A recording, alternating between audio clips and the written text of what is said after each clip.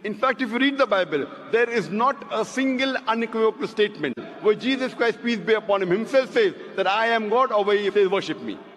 If any Christian can point out a single verse in the Bible, a single unambiguous statement where Jesus Christ, peace be upon himself, says that I am God, or where he says worship me, I am ready to accept Christianity just now. Assalamualaikum, selamat datang kembali di channel ini. Balik lagi dengan saya Luis Budi Prasetyo. Buat kalian semuanya yang baru join ya, terima kasih banyak. Yang sudah dari tadi ya, terima kasih banyak juga. Dan hari ini saya akan buktikan bahwa Yesus adalah Tuhan.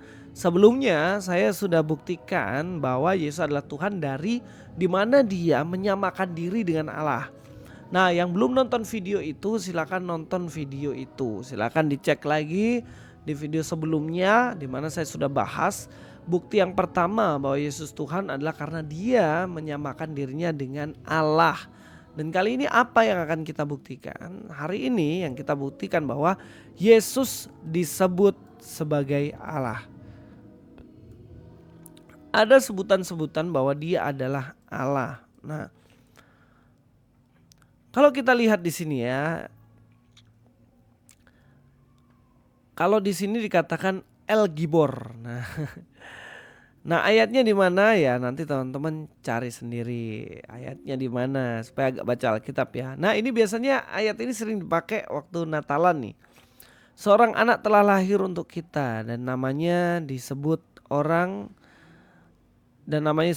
penasihat ajaib, Allah perkasa, Bapa yang kekal, Raja damai. Nah, anak yang lahir disebut anak yang perkasa lagi. Allah yang perkasa atau El Gibor dalam bahasa Ibrani ya. Ini sebutan langsung bagi Allah.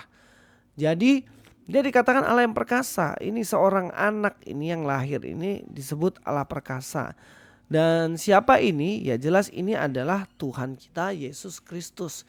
Dia disebut sebagai penasihat ajaib, Allah yang perkasa. Dan ini kan nubuatan ini disampaikan dalam perjanjian lama. Dan jelas perjanjian lama ini diterima juga sama orang Yahudi, ya kan? Jadi orang Yahudi itu tahu dengan betul bahwa yang dinubuatkan dalam kitab ini adalah Allah perkasa. Dia Mesias, tapi dia juga adalah El Gibor, Allah yang perkasa. Jadi dari situ aja kita sudah tahu pada akhirnya kan, oh ternyata ada ya, ternyata ada di dalam Alkitab yang menyatakan bahwa Yesus adalah Allah.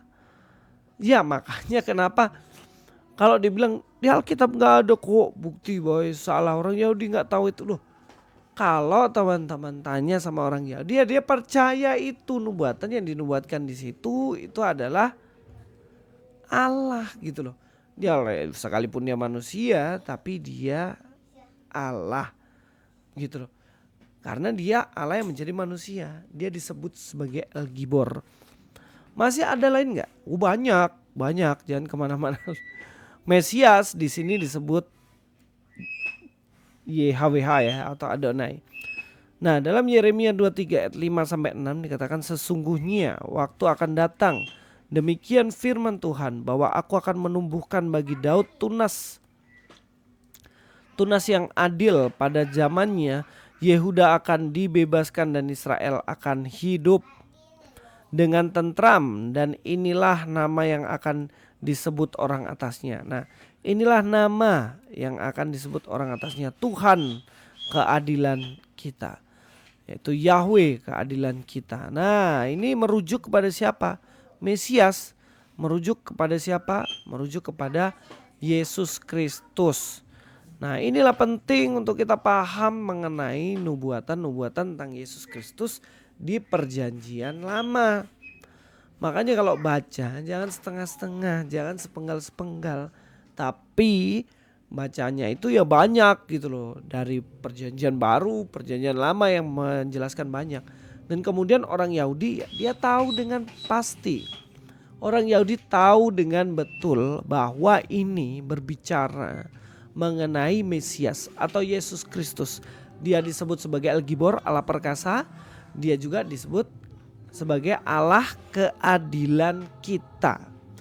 Jadi dari dua bukti ini sudah menjelaskan dengan baik, menjelaskan dengan detail bahwa Yesus itu sebenarnya adalah Allah. Ya dikonfirmasi dengan dari nubuatan para nabi yang bahkan sebelum Yesus lahir gitu loh. Jadi banyak. Yang ketiga, Allah yang menjadi manusia. Ya kalau kita lihat ya di ayat yang pertama nih ya. Pada mulanya adalah firman. Firman bersama-sama dengan Allah dan firman itu adalah Allah. Nah ini apa maksudnya? Ya ini maksudnya adalah, ini Yohanes 1 ayat 1 ya. Pada mulanya adalah firman. Nah dikatakan ya pada mulanya adalah firman. Firman itu bersama-sama dengan Allah. Jadi dia sama-sama dengan Allah. Dan firman itu adalah Allah. Jadi firman itu adalah Allah. Jadi tidak ada alasan lagi yang mengatakan bahwa dia bukan Allah.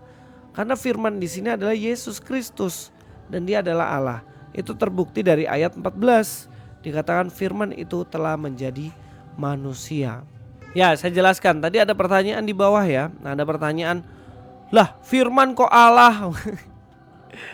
Kalian gak ngerti ya. Ini ya, pada mulanya lah firman. Firman itu bersama dengan Allah. Firman itu adalah Allah. Nah dalam Kejadian 1 ayat 1 itu kan dikatakan ya bahwa pada mulanya adalah pada mulanya Allah menciptakan langit dan bumi. Selanjutnya dan di ayat ketiga berfirmanlah Allah, firmanlah Allah, perkataannya Allah gitu kan, omongannya Allah.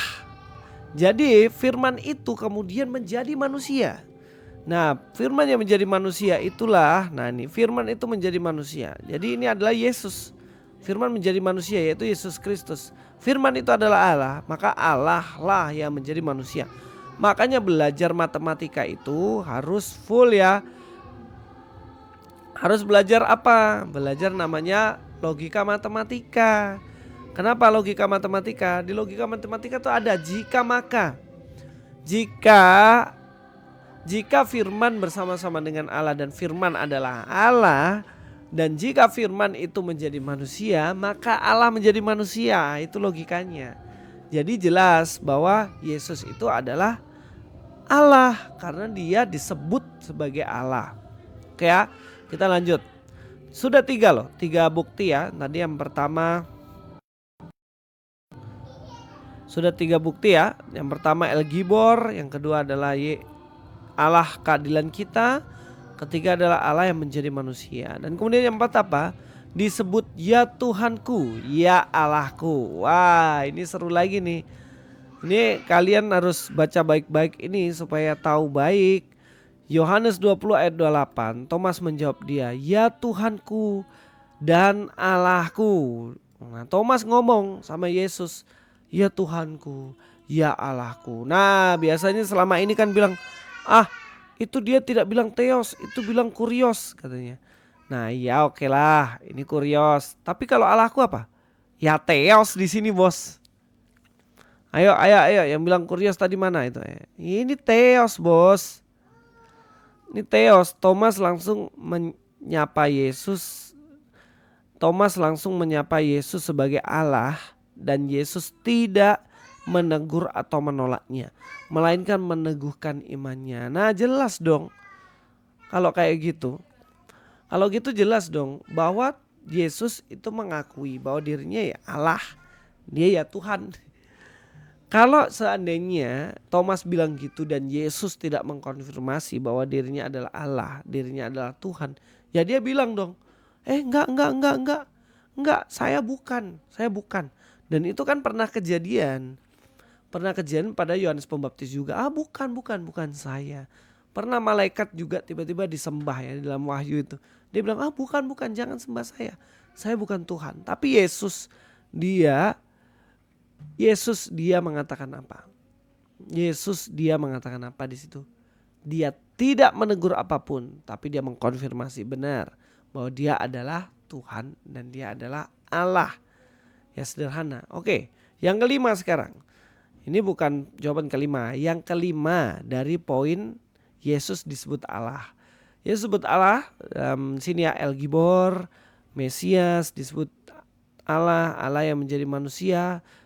disebut ya Tuhanku Allahku, sekarang kepenuhan kealahan. Dalam Kolose 2:9, sebab dalam dialah berdiam secara jasmaniah seluruh kepenuhan Allah. Jadi dalam jasmaninya dia, dalam fisiknya dia, tapi ada keilahian yang penuh full 100% dalam dirinya, tidak berkurang sedikit pun. Kealahan ini yang kemudian mengkenosis dirinya, mengosongkan dirinya supaya ada kemanusiaan Yesus. Yang tadi dibilang, masa logikanya aja Tuhan kok masa bisa mati di salib. Ya memang tujuan dia datang ke dunia untuk disalib, supaya dia bisa mati di salib, ya dia harus jadi manusia. Karena kemanusiaannya yang jadi korban dan kemanusiaannya itu yang mati gitu loh. Oke, paham ya? Kalau nggak ngerti Trinitas sampai kapanpun nggak akan paham. Yang keenam, Allah Maha Besar. Dalam Titus 2 ayat 13, dengan menantikan penggenapan pengharapan, kita yang penuh bahagia dan penyataan kemuliaan Allah yang Maha Besar dan Juru Selamat kita, Yesus Kristus. Nah, Allah yang Maha Besar dan Juru Selamat kita. Nah, ini digabung. Jadi Yesus itu adalah Allah yang besar dan Juru Selamat kita. Itu maksudnya dalam teks ini dan dalam kalimat ini. Oh sorry, saya tidak tayangkan ya, ulang ya. Ternyata saya tidak tayangkan. Ya, yang keenam itu adalah Allah Maha Besar. Dalam Titus 2 ayat 13 dikatakan seperti ini ya. Dengan menantikan penggenapan pengharapan, kita yang penuh bahagia dan pernyataan kemuliaan Allah yang Maha Besar dan Juru Selamat kita, Yesus Kristus. Ini maksudnya adalah Yesus Kristus itu adalah Allah yang besar dan Juru Selamat kita. Jadi dia disebut sebagai Allah yang besar, dia disebut sebagai Juru Selamat kita. Itu dalam kitab Titus. Jadi memang banyak sekali orang-orang ya, murid-muridnya dan semua yang saksi mata itu adalah menyatakan Yesus adalah Tuhan. Nah, ada komentar di bawah nih ya. Saya langsung komentari saja ya. Nah, ini bisa nggak ya ditampilkan ya? Oh nggak bisa ya, saya mau tampilkan. Dikatakan di prank Paulus katanya. Bos itu yang nulis Titus bukan Paulus. Jadi agak cerdas dikit lah, masa hidup dengan begitu terus kamu. Biasakan membaca lah. Oke ya. Jadi ini penting untuk kita pahami bahwa Allah Maha Besar itu menunjuk pada Yesus. Yesus itu disebut berkali-kali sebagai Allah. Dan oke, saya kasih bonus 1 supaya pas ya, 7 supaya mantap nih. Yesus disebut Allah dalam Ibrani 1 ayat 8. Tetapi tentang anak, ya berkata tentang anak ini tentang Yesus Kristus ya. Tahtamu ya Allah tetap untuk seterusnya dan selamanya. Dan tongkat kerajaanmu adalah tongkat kebenaran. Tapi ini menyebut tentang anak. Jadi anak disebut juga adalah Allah gitu loh. Jadi dibilang mana di dalam Alkitab mana yang mengatakan bahwa dikatakan ya mana Yesus adalah Tuhan katanya. Mana Yesus adalah Allah. Lu berkali-kali menyatakan hal itu. Berkali-kali Yesus menunjukkan diri dan orang-orang sekitarnya itu tahu bahwa dia adalah Tuhan. Jadi stop framing, stop mengatakan bahwa Yesus tidak pernah menyebut dirinya adalah Allah, menyamakan dirinya adalah Allah, itu stop bilang itu. Karena semua statement kalian yang mengatakan itu tanpa data, itu hanya membuktikan kalian tidak pernah baca Alkitab. Nah, Kain kan bilang, saya sudah hafal, saya sudah kuasai semua Alkitab. Tapi dia nggak tahu kalau di Alkitab tuh sumbernya itu banyak sekali yang menunjuk bahwa Yesus itu adalah Tuhan. Sederhana aja. Jadi omong kosong kalian hentikan. Tadi juga ada kata-kata di bawah ya. Di bawah itu mengatakan bahwa bahas Yesus terus gak kelar-kelar. Loh kalian yang tanya ulang-ulang gak ngerti-ngerti ya kan. Ya kita bahas terus. Oke, saya rasa cukup sampai di bukti yang kedua ya. Hari ini kayaknya 2 bukti aja deh. 2 buktiin dulu ya. Besok saya live lagi. Kita lanjut ke bukti yang ketiga ya. Ada 10 bukti nih, saya sudah siapkan 10 bukti. Ya, nanti teman-teman ikut lagi lah live saya supaya bisa belajar banyak. Ya, terima kasih teman-teman sudah menonton video ini. Kita akan ketemu lagi di video berikutnya, dalam live berikutnya. Jangan lupa kalau saya lagi live, masuk saja. Luis Prasetyo sini. God be with you all.